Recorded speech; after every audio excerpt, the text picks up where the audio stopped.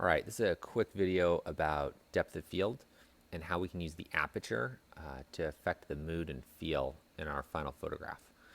Um, so for this setup, I've got my Nikon D810 right here. Right now it's set to live view, so you can see what the camera sees on there. Let's see if I can, there we go, turn that off. So we have three cameras out in position out here. Let me see if I can kind of focus up. Out here. They're all on their own little separate Apple boxes. Let's see. Come on, iPhone. Focus in. So we got one that is farther away, middle, and the closest one there. So we're going to take a variety of photos, adjusting our aperture and seeing kind of what our final outcome is out of these images. So on the D810, I have the ISO right now set to 400 because I'm inside. I am on a tripod, so I'm not worried about having a slow shutter speed. I've got the aperture set to f2, and we'll start there. I want you to watch what happens with that aperture there and how these correlate.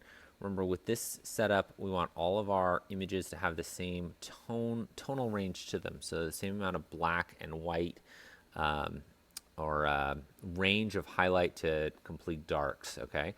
So every image should look exactly the same, except that the depth of field in the image is going to change. So let's look at where we're focused first. So we'll zoom in here. I went ahead and I can adjust my focus. And so, if I'm back focused here on that back camera, you can see that the front is going to be pretty blurry there. We're going to focus right on this first camera, and then we can use that to see how our image is changed.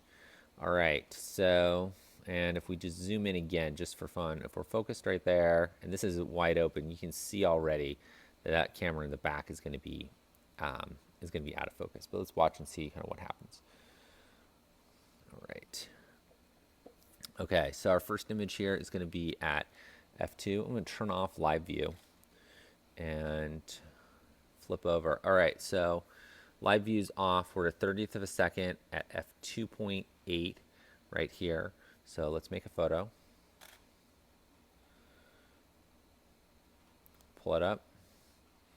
All right, so we can see here that this camera is in focus. The other two are out of focus. I'm going to post these images for you to look at also. Here, let's go back.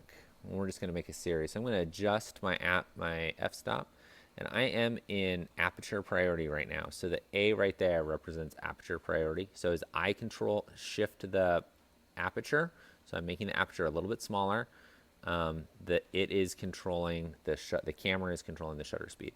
So we just changed it one full f-stop, and so our shutter speed went from a 30th of a second to a 15th.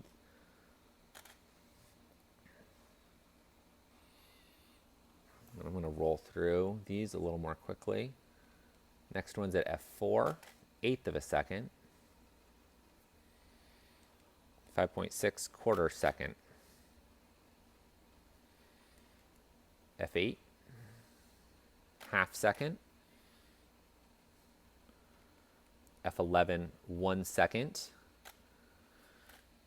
And if we take half as much light away, going from f11 to f16, guess what? 2 seconds. 1/1000, 2/1000.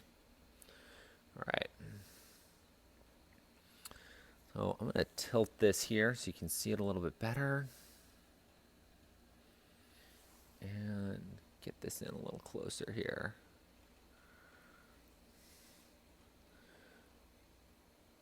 All right, so this is f16. So here's our front camera, zoomed in. And here's our middle camera. And there's our back camera. I'm going to put together a slideshow so you can see all of these together labeled. But I'm going to zoom back out. And, okay, so this would have been, I think, 5.6 right here. You can see how blurry that is back there. And then this one's way out of focus. And then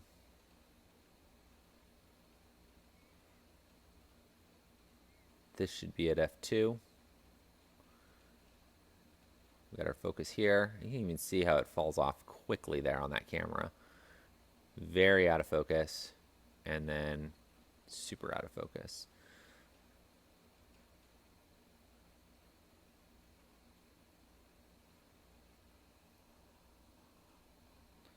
and F16.